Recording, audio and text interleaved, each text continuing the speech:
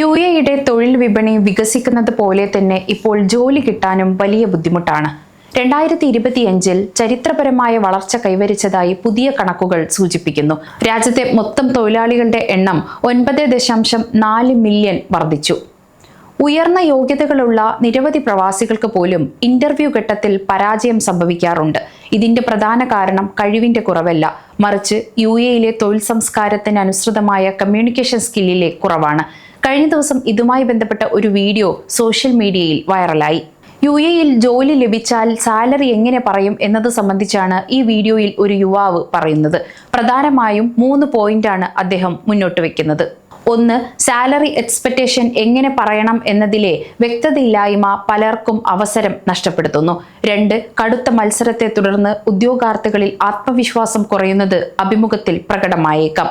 3. ചോദ്യങ്ങൾ ചോദിക്കുന്ന രീതി, ശരീരഭാഷ എന്നിവയിലെ സാംസ്കാരിക വ്യത്യാസങ്ങളെക്കുറിച്ച് ധാരണയില്ലാത്തതും പരാജയത്തിന് കാരണമാകാം. ജോലിയുടെ ഇന്റർവ്യൂവിനായി പോകുമ്പോൾ എക്സ്പീരിയൻസ് ഉള്ള വ്യക്തിയും ഫ്രഷറായ വ്യക്തിയും സാലറി പറയേണ്ടത് എങ്ങനെയാണെന്ന് യുവാവ് വീഡിയോയിൽ പറയുന്നു. ഏത് ഇന്റർവ്യൂവിലും അവർ ചോദിക്കുന്ന ചോദ്യമാണ് what is your salary expectation. അപ്പോൾ നിങ്ങൾക്ക് എക്സ്പീരിയൻസ് ഉള്ള ആളാണെങ്കിൽ ഒരിക്കലും സാലറി എക്സ്പെക്ടേഷൻ ഇല്ല എന്ന് പറയരുത്. ഞാൻ ഇത്ര പ്രതീക്ഷിക്കുന്നുണ്ടെന്ന് അവരോട് പറയണം. എക്സ്പീരിയൻസ് ഉള്ള നമുക്ക് സാലറി എക്സ്പെക്ടേഷൻ ഇല്ല എന്ന് പറയുന്നത് അവിടെ നിങ്ങളെക്കുറിച്ച് നെഗറ്റീവ് ചിന്തയുണ്ടാക്കാനും മാത്രമല്ല നിങ്ങളുടെ കഴിവിൽ നിങ്ങൾക്ക് തന്നെ വിശ്വാസമില്ല എന്ന ചിന്ത അവരിൽ വരുത്തും.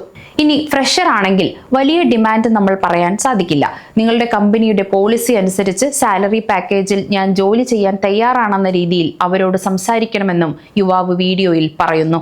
അപേക്ഷിക്കുന്ന ജോലി ഏതാണ്, നിങ്ങളുടെ പരിചയം, കമ്പനിയുടെ വലിപ്പം എന്നിവ മനസ്സിലാക്കി നിലവിലുള്ള ശമ്പള സ്കെയിൽ ഏതാണെന്ന് ഒരു ധാരണ ആദ്യം തന്നെ ഉണ്ടാക്കി വെക്കുന്നത് നല്ലതായിരിക്കും. ഇന്റർവ്യൂവിന്റെ തുടക്കത്തിൽ തന്നെ ശമ്പളത്തെക്കുറിച്ച് സംസാരിക്കാതിരിക്കുക. ഒരു കൃത്യമായ തുക പറയുന്നതിന് പകരം ഒരു സാലറി റേഞ്ച് പറയുക. ഉദാഹരണത്തിന് 8000 ദിർഹമിനും 10,000 ദിർഹമിനും ഇടയിൽ പ്രതീക്ഷിക്കുന്നു എന്ന തരത്തിൽ. കമ്പനിയുടെ ആനുകൂല്യങ്ങളും മറ്റ് പാക്കേജുകളും അനുസരിച്ച് ഇതിൽ മാറ്റങ്ങൾ വരുത്താൻ ഞാൻ തയ്യാറാണ് എന്ന് പറയുക. ഇത് നിങ്ങളെ ജോലിക്കായി നിയമിക്കാനുള്ള ചർച്ചയ്ക്ക് സാധ്യത തുറന്നിടും.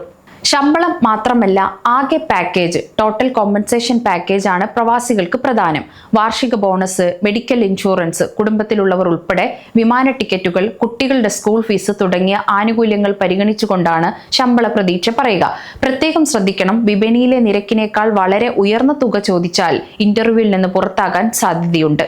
യുഎഇ പ്രവാസികൾക്ക് മികച്ച തൊഴിലവസരങ്ങൾ വാഗ്ദാനം ചെയ്യുന്നു എന്നത് സത്യമാണ്.